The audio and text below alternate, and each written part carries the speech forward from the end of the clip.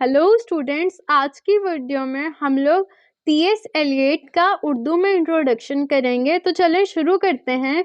T.S.. Elliott 1888 में Mussoorie, America के सनती शहर सेंट लुई में पैदा हुआ। यहाँ उसके वालिद तजारती हलकों में एक मुमताज़ हैसियत के मालिक थे। उसने अपनी ख़ानदानी रिवायत के मुताबिक हार्वर्ड में तालीम पाई और 4 साल तक फ़लसफ़े की तालीम हासिल करता रहा।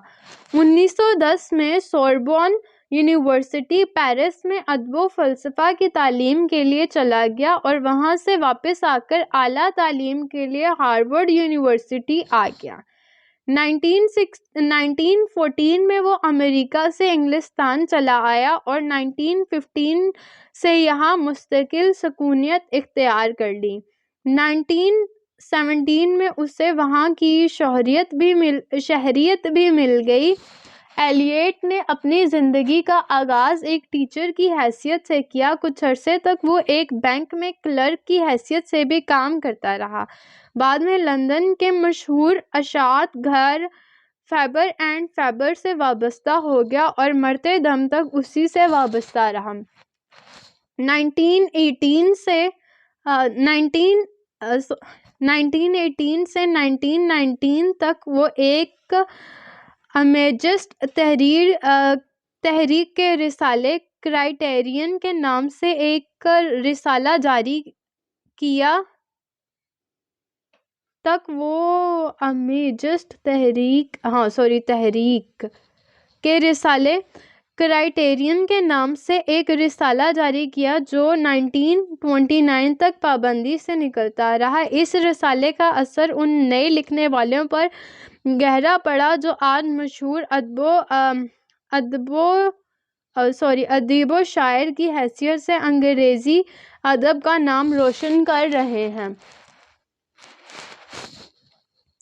1918 में इसका पहला मजमूआ कलाम प्रोफ्रॉग एंड अदर ऑब्जर्वेशंस और 1919 में पोएम्स शाया हुआ, लेकिन इसकी असल शोहरत का आगाज़ उसकी तवील नज़म दी वेस्ट लंदन से हुआ। यही वो नज़म है जिसका मसूदा एलियट ने एस्पाउंड को पेरिस में दिया था और पाउंड ने काट छांट कर ना सिर्फ उसको आधा कर दिया था बल्कि उसकी हद भी मुकर्रर कर दी थी। ये नज़म 1922 में शाया हुई। इस अरसे में उसके कई मजमूए शाया हुए। कलेक्टेड पोएम्स के नाम से जो मजमूआ 1932 में शाया हुआ, उसमें वो नज़में भी शामिल थी जो 1925 में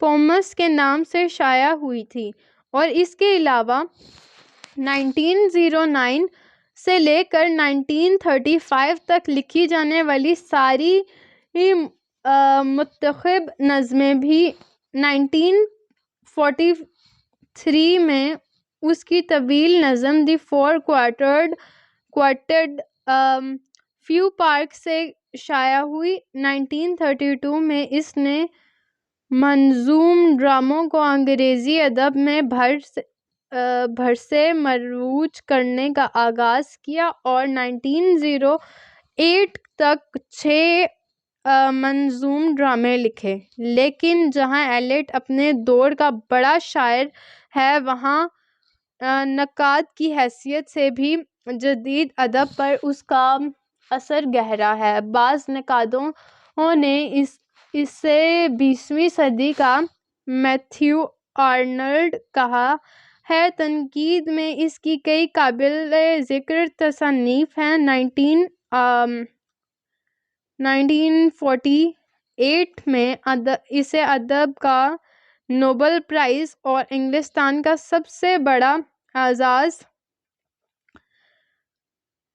ऑर्डर ऑफ मेरिट मिला। 1965 में उसने वफ़ात पाई।